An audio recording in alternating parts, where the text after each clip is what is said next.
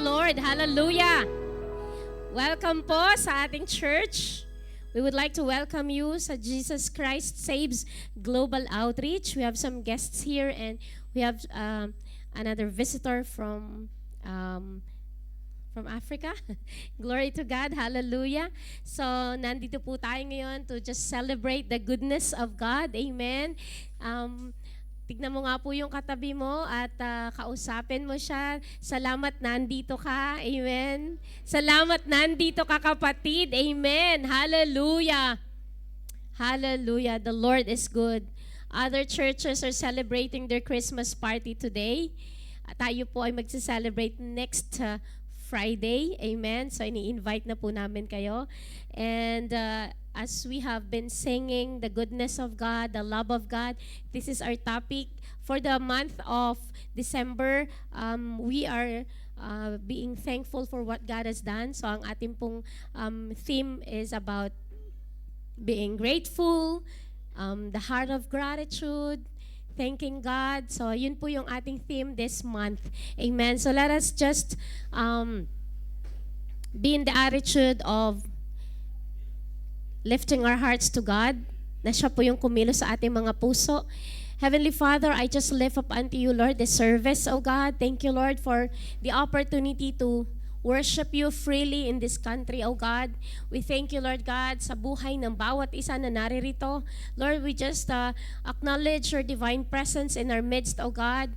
And Lord, as your servant, oh God, as I preach forth your words, oh God, let your, Lord God, divine covering and protection be upon me, oh God. Itago mo ako sa iyong likuran. Only your words and your powerful words will be, Lord, spoken, oh God. And Father, we thank you, Lord God, for touching each and every one of us, Lord God, preparing us, Lord, preparing our hearts. The blood of Jesus cleanse our hearts, oh God, and our minds, oh Lord, so that, Lord God, it's your words, oh God, ang maitanim sa aming mga puso, Panginoon. We thank you, Lord God, and ngayon pa lang we are Lord God, thanking you for the victory, Lord God, ng aming Friday service. We give you, God, all the praises, the glory, and adoration, because your word will not return to you void, but it will accomplish the purpose for which it was sent today, O Lord. We give you glory and honor. In Jesus' name we pray. Amen. Amen. Hallelujah. Bless the name of our Lord Jesus Christ. Amen. At sa lahat ng mga nasa online, God bless you din po. Huwag po kayong kukurap, huwag po kayong aalis, dyan lang po kayo till we finish. Amen. So sa umaga pong ito, our topic is forever grateful for God's love. Ang lalim po nito. Alam nyo, whenever I feel the love of God, sinasabi ko lagi, kinikilig ako sa pag-ibig ng Diyos. Tingnan mo nga yung katabi mo. Amen. Nararamdaman mo ba ang pag-ibig ng Diyos? By the mere fact na nandito ka ngayon, gumising ka, amen. Napakasarap ng pag-ibig ng Diyos. Napakasarap i-enjoy ang pag-ibig ng Diyos. Amen po ba? Sino nararamdaman mahal siya ng Panginoon? Do you feel that the Lord loves you so much? In so many ways, there are so much reminders around you. Look around you. Amen. Lahat ng bagay na nakikita mo, alam nyo, it's how God confirms that He loves you. Amen. There are times matigas lang po tayo, kaya hindi natin ma-acknowledge that this is God. This is God moving in our lives. Amen. Alam niyo po ba na kapag ka-sensitive ka sa presence ni Lord, sensitive ka, alam mo na kumikilos siya sa buhay mo. And you just end up thanking Him for what He is doing. Amen. So, this church, I'm just encouraging you to be, kumbaga, simple lang ang topic but be thankful to God for everything that He's doing. You might not have arrived dun sa gusto mong mangyari. You're not yet there. But I'm telling you, God has been throughout your life, whether you felt it or not, He has been with you all throughout the journey para maging matagumpay po tayong lahat. If you will only, yung term ko, kung papasukin mo ang puso ng Diyos, if you will just enter the heart of God, you will be overwhelmed, or could say you will be drowned because of the depth of the love of God for you. Amen po ba? Ulitin ko po, kapag ka ikaw, pumasok ka sa puso ng Diyos, sa sobrang lalim ng pag-ibig ng Diyos, malulunod ka. Naintindihan niyo po ba yon? Kasi ganun katindi ang pag-ibig ng Diyos. He's not running out of love for you. Amen. Meron po bang nakakatanggap? Do you receive it right now? Amen. Dapat matanggap mo itong thought na, itong message na to. Ako nung natanggap ko yun, I cannot stop thanking God for the love He has for me. Kasi ramdam-ramdam ko, I cannot, kumbaga, malulunod ako sa pag-ibig ng Diyos para sa akin. And I cannot stop myself bowling. Ibig sabihin, umiiyak na lang ako upon the realization and the confirmation. And kumbaga sa as I reflect on the love of God, umiiyak lang ako sa goodness ni Lord. Amen. Hallelujah. Last week, ito yung we ended up my preaching with this theme: gratitude is an attitude that bring us to higher altitude. Amen. Kapag ka ikaw nagpapasalamat, meron kang attitude na instead of complaining and murmuring and being negative of your situation, you started saying the good things and you just, Lord, thank you, buhay pa ako. Yes, nasagi ang sasakyan ko pero buhay ako. Yes, may nangyari pero nandito pa rin ako. May plano pa rin ang Panginoon sa akin. When you start cultivating that attitude of gratitude in your heart, God is going to bring you to a higher level and a higher level kasi nakikita niya meron kang attitude. Hindi, minsan pag attitude ang usapan, pangit. May attitude yun. Hello, pwede namang magandang attitude, di ba? Hindi naman lahat ng attitude pangit. We have an attitude of being grateful. We have gratitude. Amen. Hindi kapag ka nag-usap-usap, alam mo may attitude yun. So we term the attitude as a negative attitude. No po. An attitude is, it's an attitude, but it doesn't mean it's bad. It's an attitude na nakasanayan mo na kasi. Are you with me? Nakasanayan mo. So, gratefulness or being grateful or the gratitude is the attitude that brings us to higher level. So, subukan mong palitan yung attitude mo na ungrateful, maging grateful ka. It will invite more and more blessings, door of opportunity are coming your way para itaas ka pa lalo ng Panginoon. And so, wherever you are right now, because of your gratitude, amen, because of your attitude of being grateful, amen. Let's proceed. Psalms 8:3-4, basahin po natin, sabay-sabay. When I look at your heavens, the work of your fingers, the moon and the stars, which you have set in place, what is man that you are mindful of him, and the son of man that you care for him? Hallelujah. Alam niyo po, ito gustong-gusto ko po ito kasi sabi kong ganun, Lord, kapag nakikita ko ang mga creation ni Lord, whenever I look at everywhere, there is the handprint of God because no one can do all these things. It's only God. So yung handprint ng Panginoon nandun pinapakita na gawa ito ng Panginoon. It's not man-made. Gawa po ito ng Panginoon. So, I've been traveling quite few places. Alam ko yung gawa ng nature at alam ko yung man-made. Are you with me? Have you been to some man-made, mga creation talaga, mga technologies? Iba Whenever I go to nature, I love mountains and basta mga halaman, mga trees, those are my love. More than the beaches, hindi ako masyado sa beach. I'm not into beaches, pero into mountains, into yung mga halaman at mga puno at mga nature. I love nature ba? And alam niyo po, when I look at all of these things, I am standing in awe of our God. Amen. How great our God is. Amen. So sabi mo, what is a man that you are mindful of him? Amen. Lord, sino ba ako na masyado mo akong mahal na mahal? Masyado mo akong inaalala? Masyado mong, are you with me? Nagkakaintindihan tayo? That thing, that realization, sino ba ako? Pero alam nyo, mahal na mahal kasi tayo ng Panginoon. Amen po ba? Kaya nga, grabe, makikita mo, you stand in awe of all the wonders that God is doing. Amen. Ang moon, ang star, isinet niya in place. Hindi nahuhulog. Amen. If the moon or the star, amen, there is chaotic sa galaxy, sa ang tawag dito sa kalawakan. Ewan ko na lang kung ano sa ano sabi mo? Sa universe or sa whatever we call it, pag-aralan nyo po yan, napaka-diverse po niyan. That subject itself is very diverse. Alam nyo, kapag hindi hino-hold ng Panginoon ang mga, mga stars, I don't know what would happen. It will be chaotic in dito sa mundong ito. Magbagsakan lang yung mga stars na yan. Are you with me? Magulo. Pero God, His awesome and powerful. He's holding them in its place para hindi ta malaglag. Ganun kanya kamahal. Amen.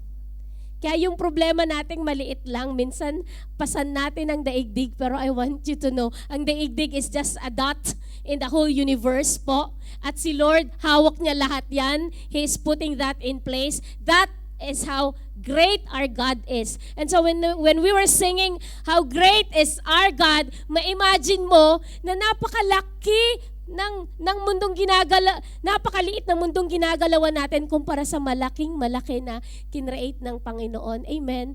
That it's just a dot na hindi lang makita pang ang earth when we compare it to the big picture. Pero alam nyo, sino ako, sino ikaw, sino tayo na mindful ang Panginoon? Amen po ba? Nakikita nyo yon? Sino ba ako but mindful si Lord sa akin? Concerned si Lord sa akin sa mga pinagdadaanan ko. Concerned si Lord sa akin sa lahat. Are you with me? That how great our God's love is. Hindi tayo matatapos sa pag-aaral natin ng dakilang pag-ibig ng Panginoon because He is love. After all, His name is love. God is love, love is God. So, when you are talking about our God, you're talking about His great love for you and for me. Ang dami, it's so diverse, hindi ko kayang i-explain lahat. But let's carry on. Psalms 89 verses 1 to 2. Hallelujah. Are you with me? Amen. Tignan mo nga yung katabi mo. Naiintindihan ba niya ang pag-ibig ng Diyos? Amen. Kinikilig na ba siya sa pag-ibig ni Lord? Amen. Hallelujah. Ganyan kakamahal ng Diyos. And because God brought you here for a reason. Why you're here? To just remind you, sabi ng Panginoon, anak, mahal na mahal kita. Amen. Anak, mahal na mahal kita. Amen. Huwag ka nang lalayo. Lapit ka na sa Panginoon. Amen. I will sing of the steadfast love of the Lord forever. Amen. With my mouth, I will make known your faithfulness to all generations. Hindi lang generation, generations. Kaya matanda ka na, lolo ka na, lolo ka na. Sa lahat ng generation, hanggat buhay ka, you will make known the faithfulness and the love of God sa mga inapo mo. You will, kumbaga, educate yung mga bata ngayon kung gaano siya kabuti sa buhay mo. Amen. So from generations to generations, you will open your mouth and share the greatness of God. Amen. His faithfulness sa iyo. Amen. Verse 2. For I said, steadfast love will be built up forever. In the heavens, you will establish your faithfulness. Alam niyo po ba na itong verse na to, I could sing of your love forever. Yung song na yun, over the mountains and the sea, your river, and I will open up my heart and let the healer set me free. I'm happy to be in the truth, and I will daily lift my hands, for I will always sing of when your love came down. I could sing of your love forever.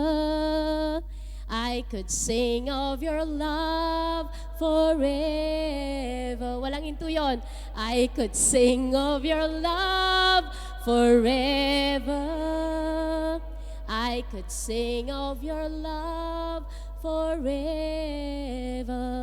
Alam nyo, mula pa bata ko hanggang ngayon kapag kayon ay tumutunog, nararamdaman ko yung pag-ibig ng Diyos. I got to know the Lord in a younger age, at the age of 7 or 8. Kaya sabi ko, what sustained me throughout my journey, 4 na dekada na po ako naglilingkod sa Panginoon or nagmamahal sa Panginoon.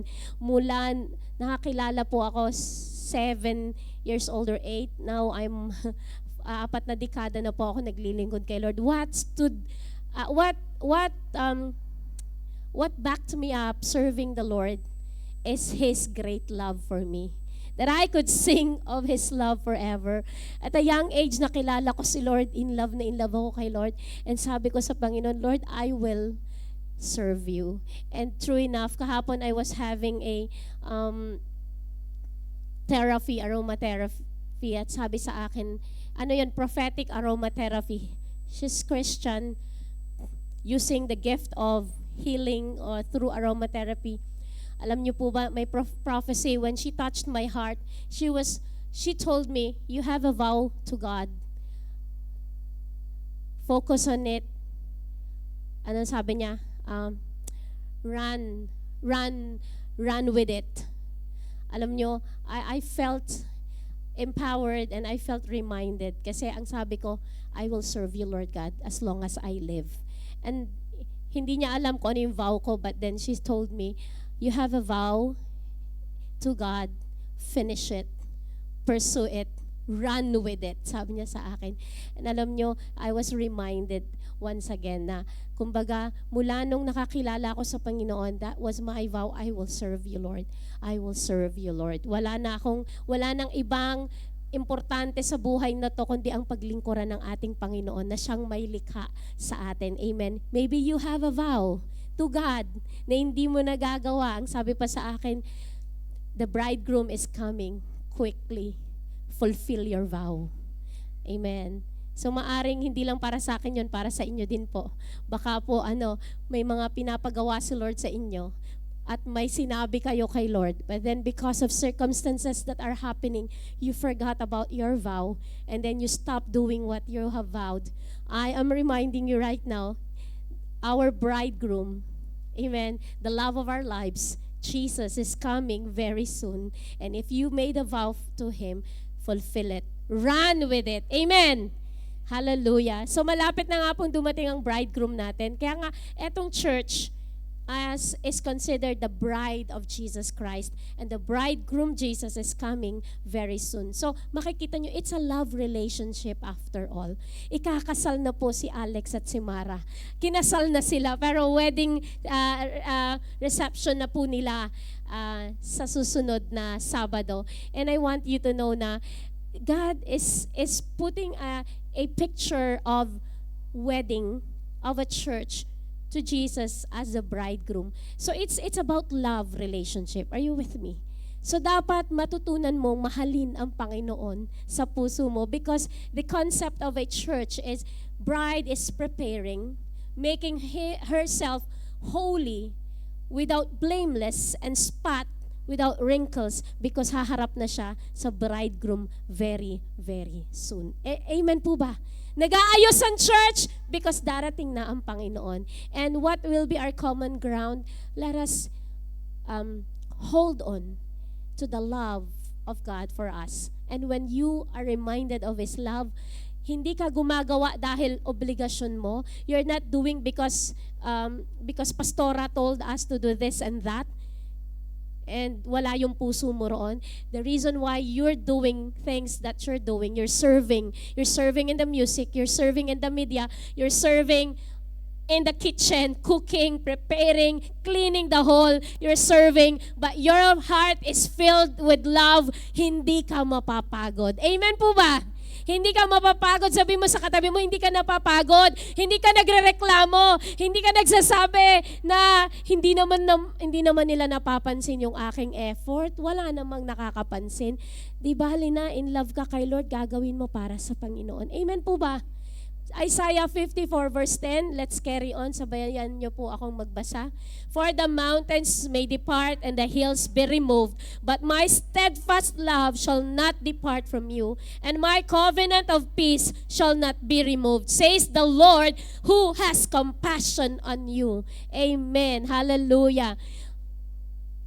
Napaka-great ng love ni Lord sa atin. When He says it, He means it. Amen. He meant His word. Amen. Hindi po sinungaling ang Diyos na ating pong pinaglilingkuran. Hallelujah. Praise the Lord. Hindi po, ito po ay mensahe po sa kanyang mga people, sa Israelites. It's a covenant na binigay po ng Panginoon, but we are grafted in. Tayo po yung mga Gentiles, but we are grafted in and we're claiming whatever the promise of God. Amen. Sa kanyang mga anak, atin pong tinatanggap din po ito. Amen. Because tayo din po ay anak na rin po. Because we are grafted in po. Amen. So, alam niyo po, may compassion si Lord sa atin. Hallelujah. At mahal na mahal po niya tayo. Amen. So, tanggapin po natin ang pag-ibig ng Diyos. Huwag mo sabihin, hindi ako karapat-dapat. Kapatid, whatever your circumstance, at sabihin mo, Pastora, hindi po ako karapat-dapat. Ay, alam niyo po ba na ganun si Lord magmahal sa atin? Hindi man tayo karapat-dapat, pero ibinigay niya ang kanyang bugtong na anak. Amen. And so, Jesus is the reason for the season.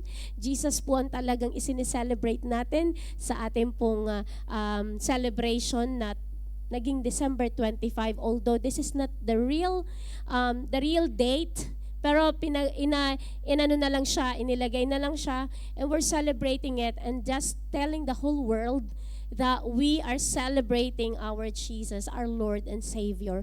Amen. So it's letting the other, this is an opportunity to evangelize the love of God to people. Lalo na dito sa bansang ito na wala kang makikita. Pero praise the Lord, may mga malls na naglalagay na rin sila ng mga Christmas decors, celebrate na rin sila sa mga Christians. May mga companies, they are not actually professing Christian, but they put on their different decorations sa kanilang mga shop. Kasi nakikiselebrate na rin sila. Glory to God. May they know the reason of the celebration. Hindi lang yung decoration na nakikisaya sila. Amen. We are praying, time will come that they are not putting up their decorations just to please the Christians, but inside their very heart, meron ng pitak sa puso nila si Kristo. Amen. Because nararanasan na nila. I have one friend, sabi niya, you know what? Whenever it's Christmas, I feel the love from Christians. Kumbaga nararamdaman daw nila yung pag-ibig. Alam niyo, hindi lang yun, it's not a revelation na nakita lang nila, but God is touching their hearts. Nasabi nila, there's something about Christmas. I feel very blessed. I'm not Christian, but I feel very blessed when it's Christmas. Because ramdam nila yung pag-ibig ni Lord na nai-emit natin ng mga Christians. Amen po ba? Amen. Hallelujah. Diretso po tayo sa Genesis 2 verses 12. Joel 2:12 to 13. Ito'y panawagan sa bawat isa. Sabay po tayo. Yet even now declares the Lord, return to me with all your heart, with fasting, with weeping, with mourning, and rend your hearts and not your garments. Return to the Lord your God, for He is gracious and merciful, slow to anger, and abounding in His steadfast love, and He relents over disaster. Kung ikaw, kapatid, ay nagpakalayo-layo sa Panginoon, para kang prodigal son na lumayo sa pag-ibig ng Diyos, ito'y panawagan, return to me with all your heart, sabi ng Panginoon. Amen? Rend your hearts.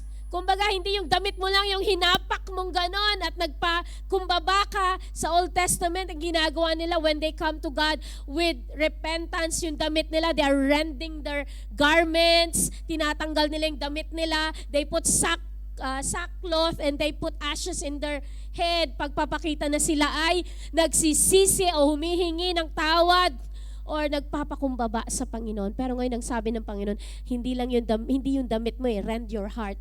Kasi kahit na ginawa mo physically, nagtanggal ka ng damit mo, pero that's physical. What about your heart?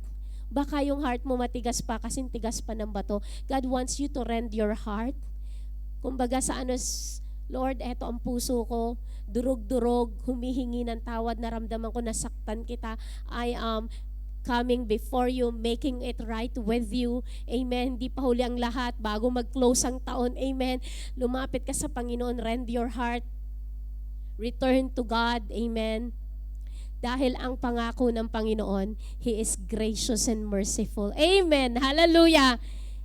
Slow to anger. Praise the Lord. Si Lord John, tayo minsan mabilis pa sa 4:00, nagagalit tayo, ang init ng ulo natin, tumataas agad, we're so high-tempered, maliit lang na bagay, umaapoy na yung ating, umuusok na yung ilong natin, galit na tayo, but praise be to God, He is slow to anger. Even there are times in our lives we have provoked God to anger, pero He is still slow to anger. Kaya andyan yung mayamang biyaya at pag-ibig ng Diyos. Amen. He is abounding in His steadfast love.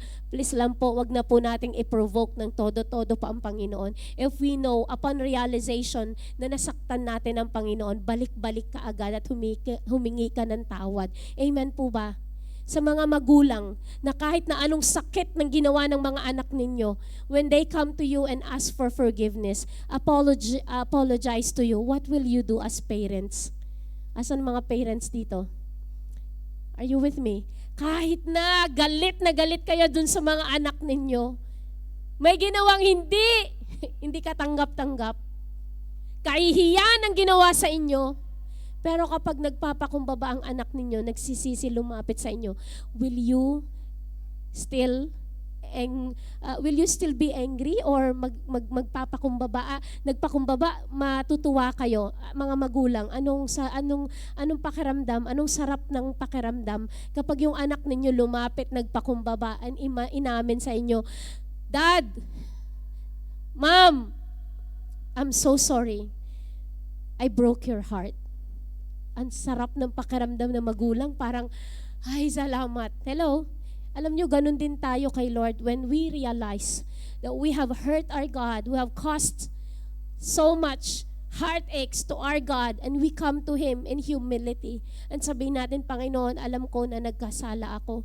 Several times you're reaching me out. Dumating na si brother, si sister, nag-message sila sa akin, kinukumusta nila ako. Binabalik nila ako sa sheepfold mo, pero ako'y nagpapakalayo-layo. Lord, sa oras na to, na-realize ko, wala na akong tatakbuhan. Kahit lumayo ako ng malayong-malayo, andun ka pa din. Sabi nga sa Psalms, kahit daw siya sa kailaliman tumago, andun ang Panginoon. Saan man umakyat, saan man siya pumunta, andun ang Panginoon. Are you with me? Walang pwedeng takbuhan ka na hindi ka kayang abutin ng Diyos. Ganon kadakila ang pag-ibig ng Diyos. Amen po ba? Hallelujah! Amen! He is slow to anger and abounding in love. And He relents over disaster. Alam niyo, minsan gusto niya nang gunawin. Pero because of that heart of surrender sa'yo, alam niyo, i-relent ni Lord, kumbaga sa ni Lord iurong ni Lord yung kanyang disaster na parating. Are you with me? Ganun kabuti ang ating pong Panginoon. Hallelujah! Romans 5 verse 5, and hope does not put us to shame, because God's love has been poured into our hearts through the Holy Spirit who has been given to us. Hindi po natin kasama ang Panginoon, pero ang Holy Spirit kasama natin. And the Holy Spirit, amen, ang nararamdaman natin ang presensya ng Panginoon through the Holy Spirit. Amen po ba? And ang sarap ng pakiramdam. It will just dawn on you. Minsan wala lang, bigla na lang naramdaman mo yung pag-ibig ni Lord. Amen po ba?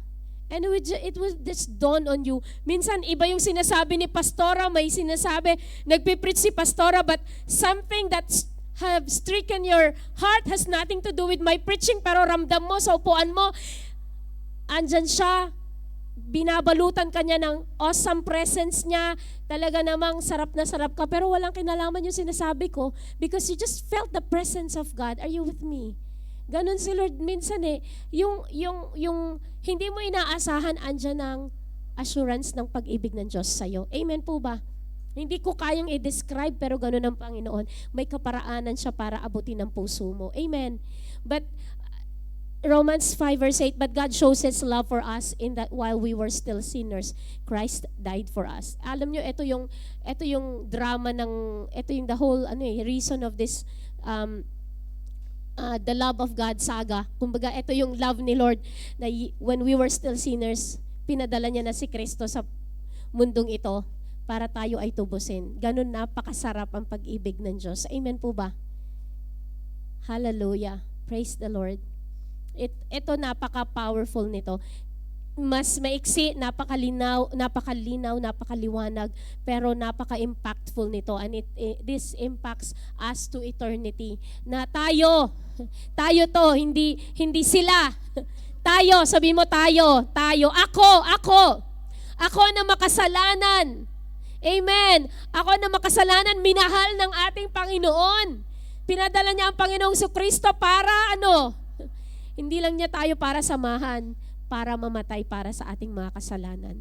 Amen. Ganun katindi ang pag-ibig ng Diyos. At eto pa, matindi pa to. John 15 verse 13. Greater love has no one than this, that someone lay down his life for his friends. Amen. Grabe yung pag-ibig po ng Panginoon na kahit ikaw na lang mag-isa sa mundong ito, mamamatay pa rin ang Panginoong Kristo para tubusin ka sa iyong kasalanan. Ganon katindi ang pag-ibig ng Diyos sa atin. Amen. Are you with me? Masarap po bang mapag-aralan ang pag-ibig ng Diyos? Are you enjoying the presence of God? Are you enjoying the love of God? Alam nyo, ito lang po Ito lang na mga grabe na. At ito din po ang kaya natin. I-master natin to so that we can share it to people around us. We have to share the love of God to people around us. When we realize the great love of God, are we going to just keep it for ourselves and do not share it to others? Let us share it. Amen. Let us endeavor to share this love that God has given us to other people. Amen. Hallelujah. 1 John 3:1. See what kind of love the Father has given to us, that we should be called children of God, and so we are. The reason why the world does not know us is that it did not know Him. Kaya yung mga tao, hindi nila ina-acknowledge at ang mga Christians, hindi nila tayo ina-acknowledge kasi hindi naman nila alam si Jesus, hindi naman nila kilala ang dakilang pag-ibig ng Diyos. Amen. Alam niyo, the Christianity is rooted in the love of God. So, etong grupo natin, etong Christianity lang, ang motivation ng ating pong faith is about the love of God. And others, hindi po. So dito, ito yung pagkakaiba natin. We are our common ground or our common denominator is the love of God. Amen. Kaya kapag Kristiyano tayo, ipadama natin sa ibang tao ang pag-ibig ni Lord. Amen. Huwag tayo yung nag-uumpisa nakikipag-away, huwag tayo yung nag-aamok ng away, o tayo yung nagpo-provoke ng away. Dapat tayo mismo kakitaan ng pag-ibig ng Diyos. Sa trabaho, hindi kayong nangaaway, hindi kayong palaban, hindi kayong lagi nilang nakikita iba yung image mo. Dapat ang nakikita sa ating lahat is ang pag-ibig ng Diyos. Kaya sila nakakakilala sa Panginoon because they know you, they know your attitude, and they know, what's in this person? Grabe siyang magmahal. Nag-overflow ang pag-ibig niya. Are you with me? Kasi si Jesus ang ating pinapakita sa mga tao. Amen. 1 John 4:9 and 10, we're almost done. Amen. Actually, this is the last verse that I'm throwing this time, and we just want to worship God and we just want to love God. Gusto ko ikausapin natin ng Panginoon how great His love for us, and let us thank Him. 1 John 4, 9 and 9 to 10. In this, the love of God was made manifest among us, that God sent His only Son into the world so that we might live through Him. In this is love, not that we have loved God, but that He loved us and sent His Son to be the propitiation for our sins. Amen. Salamat sa Panginoon. Kumbaga, pare-parehas lang yung message, pare-parehas lang yung mga verses, but I'm just giving you all these references so that you understand na sa buong Biblia po naka-spread po doon isang pag-ibig ng Diyos. And by the way, the Bible itself is a love book of God for you and for me. And so when you open it and you read it, mararamdaman mo, this is the book that confirms His great love for you and for me. Kumbaga, dito mo mararamdaman na ako na makasalanan, ako na patapon, ako na wala ng pag-asa, meron pa palang Panginoon na nagmamahal sa akin. Amen. So, eto po yung pag-ibig ng Diyos. Tumayo tayong lahat sa presensya ng Panginoon. This is a divine time with God. Kung hindi mo na-spend yung time to worship God, to talk to God dahil masyadong busy ang buhay mo, maraming demands ang mundong ito na tumatakbo ka lagi. You've been working so much, you've been having so much errands in your life, and you don't have time, quality time to spend with God. Today, I just want you to talk to God. We don't mind the person next to us. Just between you and God, kausapin mo siya, thanking Him for the love that He so lavishly pour out upon us. Hallelujah. Sobrang dakilang pag-ibig ng Panginoon. Let us enjoy His love. Let us enjoy His presence this morning. Linger in His presence. Hallelujah. Thank you, Jesus. Pagkakataon mo pasalamatan siya big time sa lahat ng ginawa niya sa'yo. At kung may mga vows ka sa Panginoon na hindi mo natutupad, maaring matagal na to, nakalimutan mo na nga, kapatid eh. Kasi nung tinanggap mo siya, nung naramdaman mo ang dakilang pag-ibig niya the first time, ang dami mong pinangako sa Kanya. And natabunan na po ito. Let us just come to God in humility. If you feel you are unworthy, sabi sa Joel chapter 2, rend your hearts. Rend your heart before God. Come to God in humility. Let us be thankful for what He has done. Naalala niyo yung Pharisee at saka yung publikano. Yung publikano, he was rending his heart. He knew very well hindi siya karapat-dapat sa Panginoon, but he went to God. Binabayo niya yung dibdib niya. Humingi siya ng tawad sa Panginoon. Who do you think had found favor in the eyes of God? Was it the Pharisee or the publican? So come to God, no matter how, whatever is the state of your heart, come to God. Hallelujah. Thank you, Jesus. We worship you, Jesus. Thank you, Lord. Thank you, Jesus, for loving us unconditionally. Thank you, Jesus, for reminding us, oh God, how high, how deep, how wide, Lord, your love for us. It's immeasurable, beyond our imagination, oh God. Thank you, Lord, for your love. That we are special in your sight. That you love us. Hallelujah. All eyes closed, No looking at the neighbor, no talking to your neighbor. Just talk to God. Enjoy His sovereign presence in this place. Enjoy His love. Love that this world cannot give. Because it's agape. It's divine. It's the highest form of love.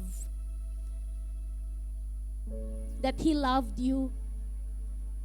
He loved you and me even we were still sinners. He cared for us. That He doesn't want us to end in eternal damnation and eternal destruction. He loved you and me so much. Hallelujah. Hallelujah. We are overwhelmed with your love. Thank you, Jesus. You're slow to anger. You're abounding in love. Hallelujah. We worship you, Jesus. We worship you, Jesus. Thank you, Lord. We worship you, Jesus. Thank you, Jesus.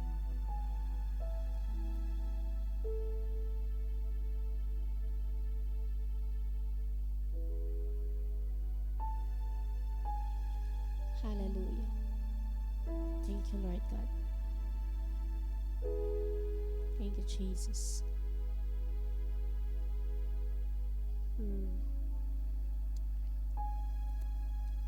And thank you, Lord, that our service to you, whatever we do, Lord, we are doing it out of love, out of the overflow of gratitude in our hearts. Dahil, Lord God, hindi namin kayang ibalik lahat ng dakilang pag-ibig mo sa amin. Kahit buong buhay namin ipaglingkod namin, hindi po ito kayang bayaran ang dakilang pag-ibig mo.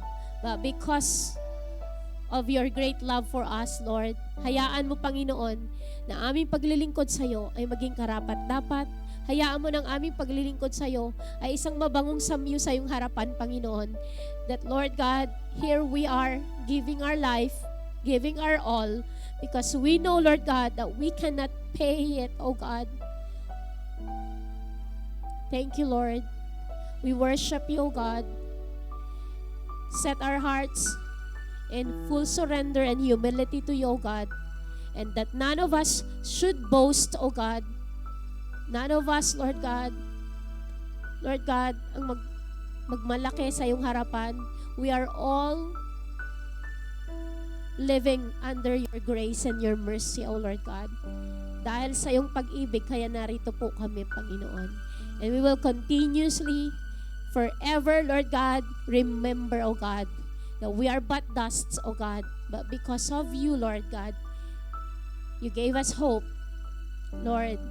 You gave us future. You gave us, Lord God,